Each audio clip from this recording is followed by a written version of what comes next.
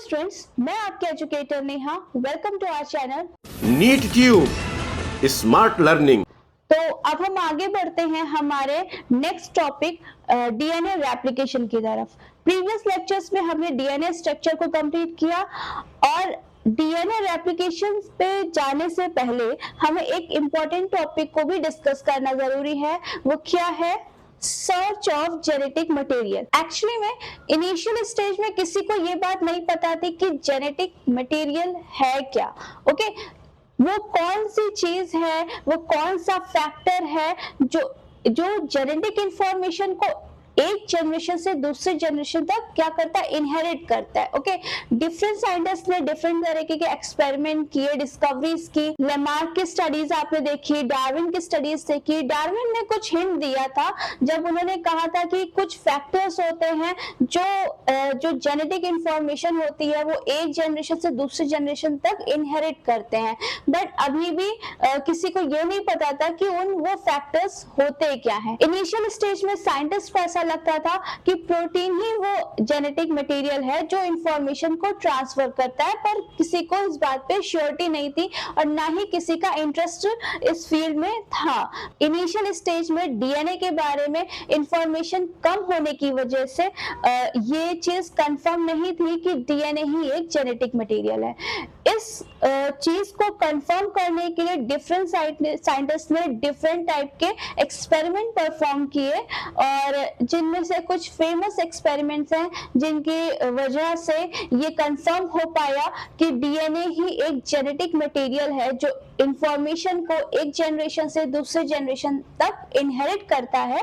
तो उन एक्सपेरिमेंट्स को आज हम अपने टॉपिक में कवर करेंगे। जो फर्स्ट एक्सपेरिमेंट है वो है द ग्रिफिथ एक्सपेरिमेंट। तो शुरू करते हैं the Griffith experiment. Griffith experiment में हम क्या देखते हैं? ये जो एक्सपेरिमेंट परफॉर्म किया गया था ये फ्रेडरिक ग्रिफिथ ने परफॉर्म किया था 1928 में। उन्होंने एक सीरीज ऑफ एक्सपेरिमेंट कंडक्ट किया था जिसमें उन्होंने जो मॉडल ऑर्गेनिज्म यूज किए थे, उन्होंने मॉडल ऑर्गेनिज्म क्या यूज किया था? स्ट्रेप्टोकोकस निमोनी बैक्टीरिया और माइस यूज किया था। ओके, एक्चुअली में इंटरेस्टिंग बात क्या थी कि एक एक्सीडेंटल एक्सपेरिमेंट होने वाला था क्योंकि जो मिस्टर ग्रिफिथ थे इन्होंने ये कोई जेनेटिक मटेरियल की डिस्कवरी नहीं कर रहे थे। एक्चुअली में ही wasn't trying to find or identify the genetic material। ठीक है, वो किसी तरह के जेनेटिक मटेरियल की डिस्कवरी नहीं कर रहे थे। वो एक्चुअली में क्या कर रहे थे? वो एक वैक्सीन डेवलप कर रहे थे अगेंस्ट निमोनिया। ओके, इसीलिए उन्होंने स्ट्रेप्टोकोकस निमोनी बैक्टीरिया को यूज किया था। ठीक है, तो वो एक वैक्सीन डेवलप करना चाह रहे थे निमोनिया के अगेंस्ट में। बट उनके इस एक्सपेरिमेंट का जो रिजल्ट आया और उन्होंने जो कंक्लूजन दिया वो उनकी एक्सपेक्टेशन से काफी अलग था। और अब हम जानते हैं कि उन्होंने वो क्या एक्सपेरिमेंट किया था और उनका क्या कंक्लूजन आया। ओके, तो चलिए शुरू करते हैं ग्रिफिथ एक्सपेरिमेंट। ग्रिफिथ ने जो बैक्टीरिया यूज किया था अपने एक्सपेरिमेंट में जिसको हम कह रहे हैं स्ट्रेप्टोकोकस निमोनी, उन्होंने उस बैक्टीरिया के दो स्ट्रैंड्स यूज किए थे। एक रफ स्ट्रैंड वाला बैक्टीरिया यूज किया था, यानी रफ स्ट्रैंड वाला स्ट्रेप्टोकोकस निमोनी बैक्टीरिया, और एक स्मूथ स्ट्रैंड वाला Streptococcus pneumoniae bacteria. Okay, difference क्या होता है दोनों स्ट्रैंड्स वाले बैक्टीरिया में? कि जो रफ स्ट्रैंड वाला जो स्ट्रेप्टोकोकस निमोनी बैक्टीरिया होता है उसकी अपीयरेंस कहते हैं रफ टाइप की होती है। ठीक है, उसके एजेस जो होते हैं वो थोड़े शार्प होते हैं, इसलिए उसकी रफ अपीयरेंस होती है।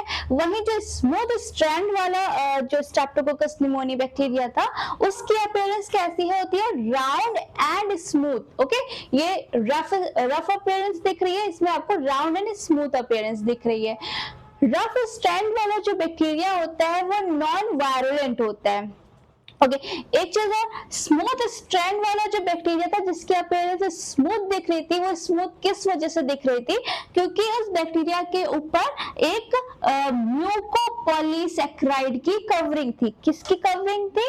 म्यूकोपॉलीसैकेराइड की कवरिंग थी। म्यूकोपॉलीसैकेराइड जो कोटिंग होती है या हम कहें कि कवरिंग होती है, इसकी खास बात क्या होती है कि ये बैक्टीरिया को किस होस्ट एनिमल के इम्यून रिस्पॉन्स से प्रोटेक्ट करता है।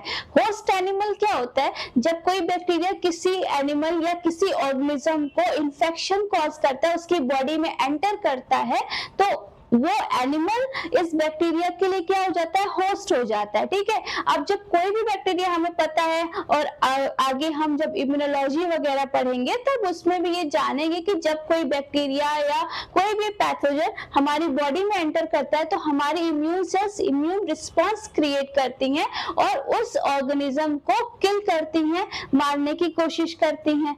Okay, most of the time वो उसे खत्म कर देती हैं।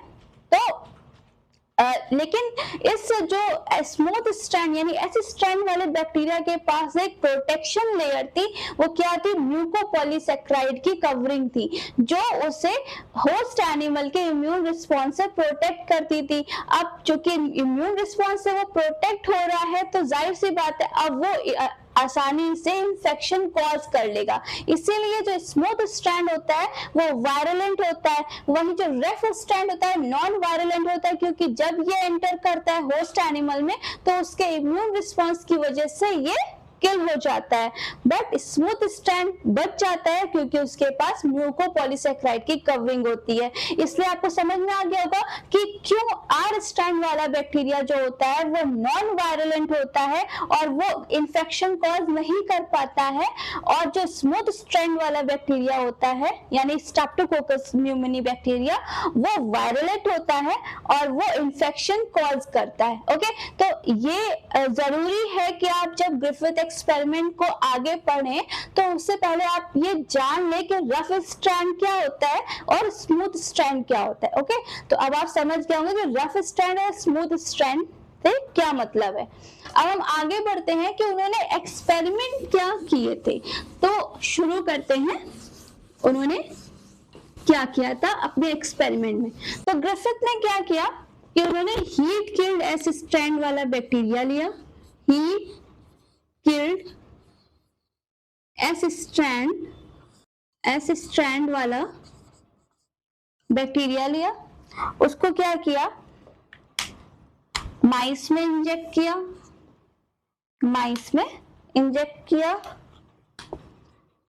इंजेक्टेड इन माइस। ओके, तो रिजल्ट में क्या आया?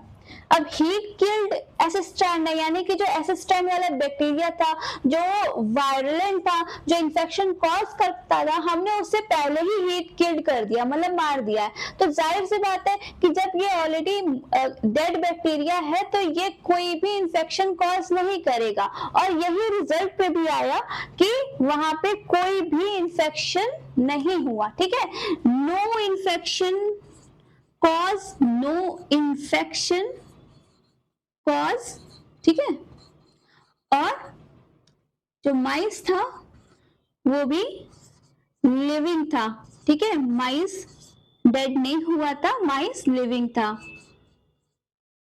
हेल्दी माइस, लिविंग माइस। ओके, तो ये उनका पहला एक्सपेरिमेंट था, इसमें कोई खास बात नहीं थी, सब कुछ ऑलरेडी क्लियर था कि हीट किल्ड स्ट्रैंड बैक्टीरिया लेंगे, ऑलरेडी डेड बैक्टीरिया है, तो अगर हम उसे इंजेक्ट भी करेंगे तो कोई इन्फेक्शन वो कॉज नहीं कर पाएगा क्योंकि ऑलरेडी डेड है।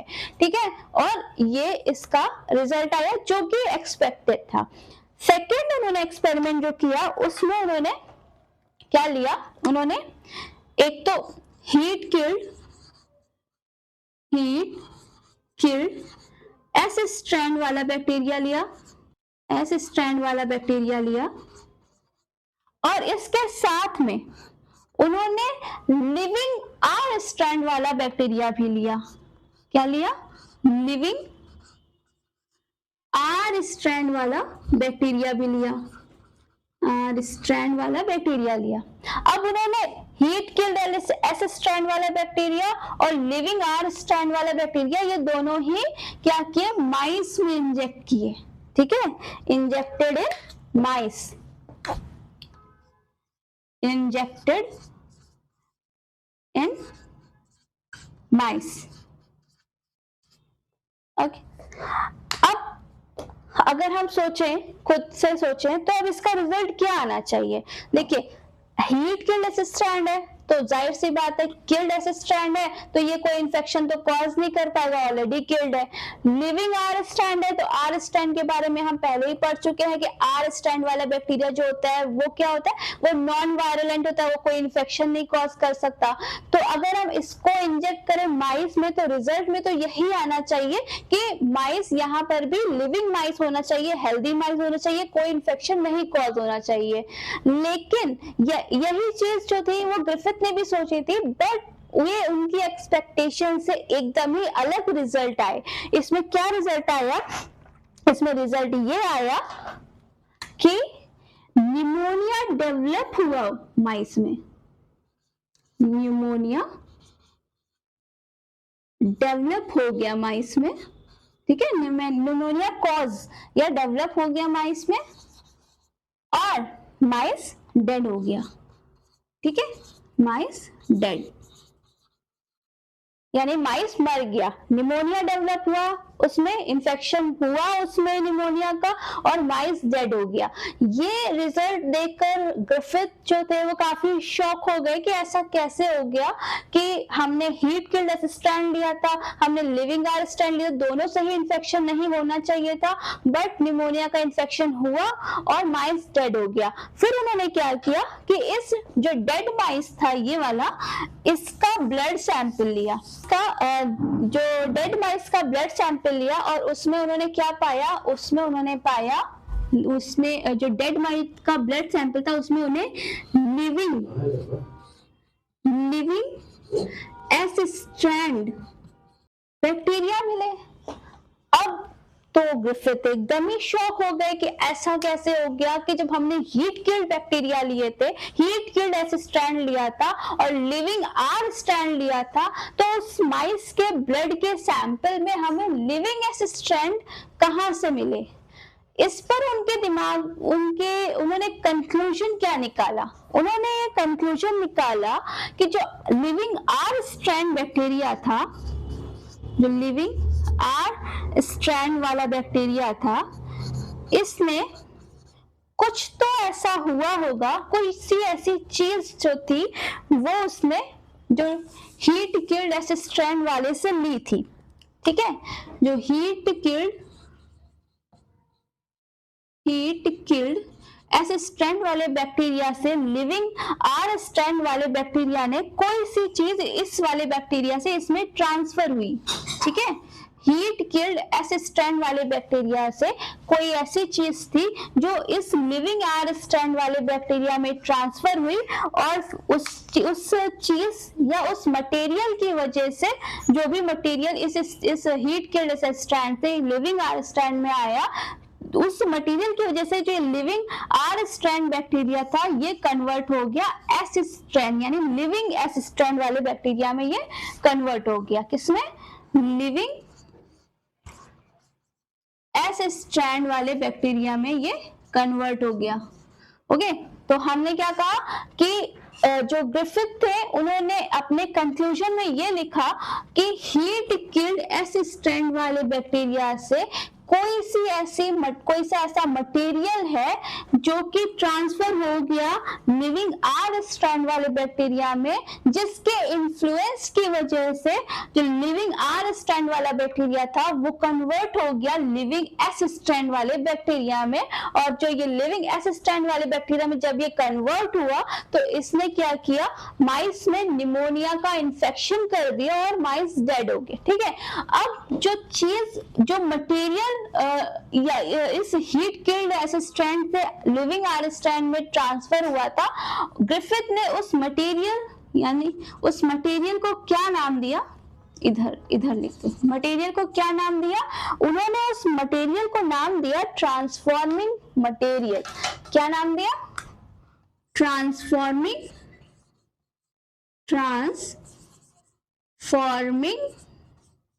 मटेरियल, या मटेरियल नहीं हम कहेंगे इसको, ट्रांसफॉर्मिंग प्रिंसिपल उन्होंने नाम दिया इसका। ठीक है, ट्रांसफॉर्मिंग प्रिंसिपल। ठीक, उन्होंने इसको नाम दिया ट्रांसफॉर्मिंग प्रिंसिपल। तो ये बात समझ में आई। ग्रिफिथ एक्सपेरिमेंट फिर से रिवाइज करती हूँ। सबसे पहले उन्होंने क्या किया था, एक हीट किल्ड असिस्टेंट बैक्टीरिया लिया था, उसे उन्होंने माइस में इंजेक्ट किया था। अब हीट किल्ड असिस्टेंट था तो उसे माइस में इंजेक्ट करने की वजह से माइस में कोई इन्फेक्शन नहीं हुआ और माइस हेल्दी लिविंग था। ओके, अब फिर सेकेंड एक्सपेरिमेंट में उन्होंने क्या किया था, असिस्टेंट वाला हीट किल्ड असिस्टेंट बैक्टीरिया लिया था, जिसको उन्होंने लिविंग आर स्टैंड वाले बैक्टीरिया के साथ मिलाकर माइस में इंजेक्ट किया और माइस में निमोनिया कॉज हुआ और माइस डेड हो गया। जब उन्होंने डेड माइस का ब्लड सैंपल लिया तो उन्होंने उसमें क्या पाया, उन्होंने उसमें लिविंग असिस्टेंट वाले बैक्टीरिया पाए। अब उन्होंने कंक्लूजन क्या निकाला, उन्होंने कहा कि जो हीट किल्ड असिस्टेंट वाले बैक्टीरिया थे उसमें से कुछ ट्रांसफॉर्मिंग प्रिंसिपल थे जो क्या हुए, लिविंग आर स्टैंड वाले बैक्टीरिया में आए और लिविंग आर स्टैंड वाले बैक्टीरिया को ट्रांसफॉर्म कर दिया किसमें, लिविंग एस स्टैंड वाले बैक्टीरिया में। ठीक है, लिविंग एस स्टैंड वाले बैक्टीरिया में ट्रांसफॉर्म कर दिया, जिसकी वजह से माइस में निमोनिया कॉज हो गया और माइस डेड हो गया।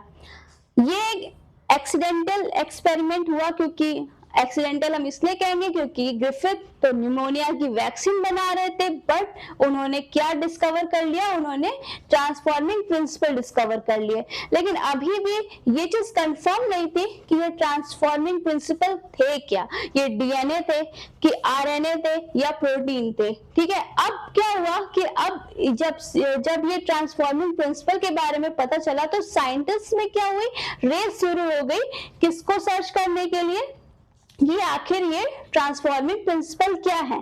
तो बहुत सारे साइंटिस्ट ने आगे डिफरेंट एक्सपेरिमेंट किए इसको आइडेंटिफाई करने के लिए, और उन्हीं में से एक फेमस एक्सपेरिमेंट था एवरी मैक्लोइड और मैककार्टी एक्सपेरिमेंट का, इसको कंफर्म करने के लिए। तो अब हम अपना नेक्स्ट एक्सपेरिमेंट पढ़ते हैं, एवरी मैक्लोइड मैककार्टी एक्सपेरिमेंट।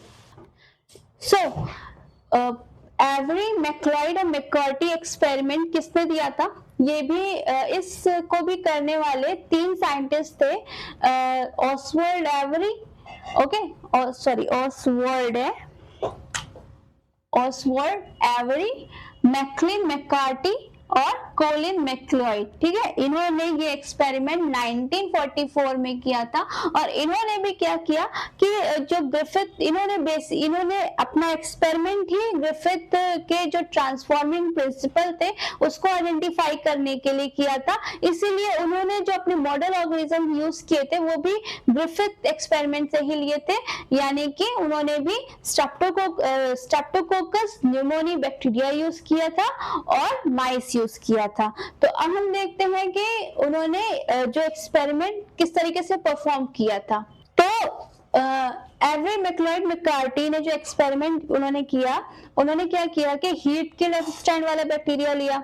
ठीक है, उन्होंने लिविंग आर स्टैंड बैक्टीरिया लिया जैसे कि ग्रिफिथ ने लिए थे। ठीक है, दोनों उन्होंने बस एक चीज और ऐड कर दी, उन्होंने क्या किया, प्रोटीज एंजाइम यूज किया। प्रोटीज एंजाइम किस लिए, प्रोटीज एंजाइम जो होता है प्रोटीन के ब्रेकडाउन के लिए यूज किया जाता है, यानी प्रोटीन के डाइजेशन के लिए यूज किया जाता है।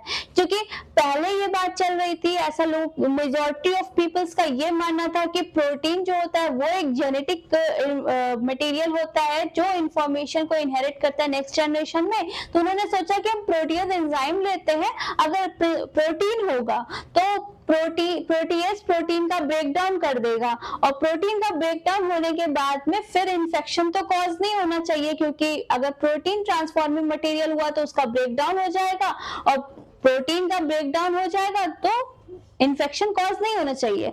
लेकिन क्या हुआ कि इन्फेक्शन हुआ। ठीक है, माइल्ड इन्फेक्शन कॉज हुआ, निमोनिया का इन्फेक्शन हुआ, इन्फेक्शन कॉज, और माइस डेड हो गया। और जब डेड माइस के ब्लड सैंपल लिए गए तो उसमें हमें अभी भी क्या मिले, S strand, living S strand वाले बैक्टीरिया मिले, लिविंग एस स्ट्रैंड वाले बैक्टीरिया मिले। ओके, तो ये इनका पहला एक्सपेरिमेंट था एवरी मैक्लाइड मैकार्टी का कि उन्होंने हीट किल्ड एसिस्टाइन वाला बैक्टीरिया लिया, लिविंग आरस्टाइन वाला बैक्टीरिया लिया ग्रिफिथ के तरीके से, बट उसमें उन्होंने प्रोटीज एंजाइम भी इंक्लूड किया। प्रोटीज एंजाइम जो होता है प्रोटीन के डाइजेशन के लिए यूज किया जाता है। तो फिर उसे इंजेक्ट किया माइस में और फिर माइस में इन्फेक्शन हुआ और माइस डेड हो गया।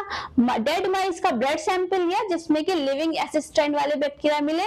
तो इस एक्सपेरिमेंट से एक बात तो प्रूफ हो गई कि जो भी ट्रांसफॉर्मिंग मटेरियल होता है वो कुछ भी हो बट वो प्रोटीन नहीं हो सकता, क्योंकि अगर प्रोटीन होता तो प्रोटीएज उसे ब्रेक कर देता और इन्फेक्शन ना होता। ठीक है, तो प्रोटीन नहीं है, ये बात कंफर्म हो गई इस एक्सपेरिमेंट से। अब चलते हैं इनके नेक्स्ट एक्सपेरिमेंट में जो एवरी मैक्लाइड मैकार्टी ने किया।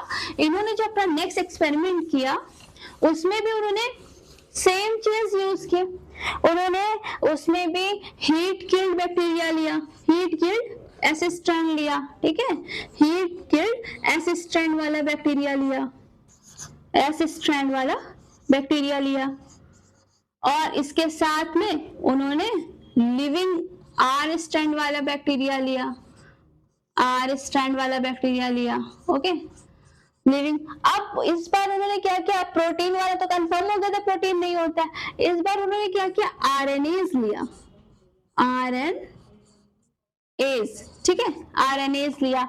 आरएनएज क्या होता है, जो आरएनए को डाइजेशन करे। प्रोटीएज प्रोटीन को डाइजेशन के लिए होता है, आरएनएज आरएनएज जो होता है वो क्या होता है, उसके आरएनए के डाइजेशन के लिए होता है। अब उन्होंने सोचा कि अगर प्रोटीन नहीं है तो हो सकता है आरएनए हो, ट्रांसफॉर्मिंग मटेरियल। तो उन्होंने जब इसको इंजेक्ट किया माइस में, अब उन्होंने इसको इंजेक्ट किया माइस में, इंजेक्टेड इन माइस, इंजेक्टेड इन माइस। ठीक है, जब इन्होंने इसको इंजेक्ट किया माइस में तो क्या हुआ, तो भी इंफेक्शन कॉज हुआ।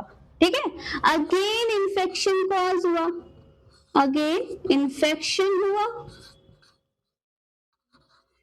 और माइस डेड हुआ, माइस डेड हुआ। और डेड माइस का जब ब्लड सैंपल लिया गया तो उसमें फिर से लिविंग एस स्ट्रैंड वाले बैक्टीरिया मिले। तो अब ये बात भी इस एक्सपेरिमेंट से कंफर्म हो गई कि जो ट्रांसफॉर्मिंग मटेरियल होते हैं वो ना तो प्रोटीन होते हैं, वो फर्स्ट एक्सपेरिमेंट से पता चला था, और ना ही आरएनए होते हैं जो इस एक्सपेरिमेंट से पता चला। अगर आरएनए होते तो आरएनए से वो ब्रेक डाउन हो जाते और इन्फेक्शन नहीं कॉज होता, लेकिन इन्फेक्शन हुआ, इट मींस कि आरएनए भी नहीं होते हैं। फिर उन्होंने लास्ट एक्सपेरिमेंट जो किया, लास्ट एक्सपेरिमेंट में उन्होंने क्या किया, सब कुछ सेम रखा, बस यहाँ पे डीएनए का यूज किया, डीएनए यूज किया। ठीक है, डीएनए जो होते हैं वो डीएनए का ब्रेक डाउन करने वाले एंजाइम्स होते हैं, तो उन्होंने डीएनए यूज किया, उसको इंजेक्ट किया माइस में। लेकिन इस बार कुछ डिफरेंट हुआ, इसको डीएनए को इंजेक्ट मतलब हीट किल्ड ऐसे स्ट्रैंड वाले बैक्टीरिया, लिविंग आर स्ट्रैंड वाले बैक्टीरिया और डीएनए को डालने के बाद में जब उसे इंजेक्ट किया गया माइस में तो जो इन्फेक्शन था वो नहीं हुआ, इस बार इन्फेक्शन नहीं हुआ। ठीक है, no infection, no infection, living mice. ठीक है, माइस जिंदा था, लिविंग माइस। ओके, और उसके ब्लड में या कहीं भी कोई भी ऐसे स्ट्रैंड का बैक्टीरिया नहीं मिला। ओके, ऐसे स्ट्रैंड या आर स्ट्रैंड कोई भी बैक्टीरिया नहीं मिला। तो अब इस बात से ये कंफर्म हो गया, मतलब एवरी मैक्लाइड मैकार्टी के अकॉर्डिंग कि जो ट्रांसफॉर्मिंग मटेरियल होता है वो क्या होता है, वो डीएनए होता है। अगर डीएनए ना होता तो इस बार भी इन्फेक्शन कॉज होता, बट इन्फेक्शन कॉज नहीं हुआ, इट मींस कि डीएनए था, क्योंकि डीएनए ने डीएनए को डैमेज कर दिया होगा, जो कि ऐसे स्ट्रैंड वाला डीएनए होगा उसको डैमेज कर दिया होगा, जिसकी वजह से कोई भी तो जिसकी वजह से जो लिविंग आर स्ट्रैंड है वो कन्वर्ट नहीं हो पाया, ट्रांसफॉर्म नहीं हो पाया ऐसे स्ट्रैंड में, और कोई इन्फेक्शन कॉज नहीं हुआ। लेकिन उस टाइम पर भी डीएनए के बारे में इतनी इंफॉर्मेशन नहीं थी कि हम इस बात को ये कंफर्मली कह पाए कि ये डीएनए होता है। लेकिन ये बात तो कंफर्म हो गई थी कि मतलब कुछ कुछ बात यहाँ तक की श्योरिटी हो रही थी कि डीएनए ही होता है। अब इस चीज को लेके आखिर बहुत सारे एक्सपेरिमेंट हुए और स्पेशली डीएनए को लेके, उसके स्ट्रक्चर को लेके, उसकी प्रॉपर्टीज को लेके डिफरेंट डिफरेंट क्या कहते हैं एक्सपेरिमेंट्स होने लग गए। और उसके बाद आया एक ग्रेट एक्सपेरिमेंट, जिसके बाद ये बात एकदम श्योर हो गई कि जो जेनेटिक मटेरियल होता है वो क्या होता है, वो डीएनए ही होता है। ठीक है, तो अब हम पढ़ते हैं वो लास्ट एक्सपेरिमेंट जिससे ये श्योरिटी हो गई कि जो जेनेटिक मटेरियल होता है वो डीएनए होता है। तो शुरू करते हैं, तो अब हम शुरू करते हैं वो लास्ट एक्सपेरिमेंट। ओके बच्चों, तो जो हमारा लास्ट एक्सपेरिमेंट है वो है हर्शे एंड चेज एक्सपेरिमेंट। लेकिन वो एक्सपेरिमेंट थोड़ा सा लेंदी होगा और ये लेक्चर भी लेंदी हो रहा है, तो हम वो जो लास्ट एक्सपेरिमेंट है यानी हर्शे एंड चेज एक्सपेरिमेंट वो हम अपने नेक्स्ट लेक्चर में पढ़ेंगे। अभी जो मैंने लेक्चर लिया है या जो एक्सपेरिमेंट मैंने आपको बताए, अगर आपको उसमें कोई भी डाउट हो रहा हो या कोई भी प्रॉब्लम हो, कोई क्वेश्चन हो, कोई क्वेरी हो, तो आप कमेंट सेक्शन में जरूर बताएं और या आप हमें मेल कर सकते हैं। मेल आईडी हमारी आपको स्क्रीन पर दिख रही होगी। ओके, तो अब हम अपने नेक्स्ट लेक्चर में मिलते हैं। Thank you.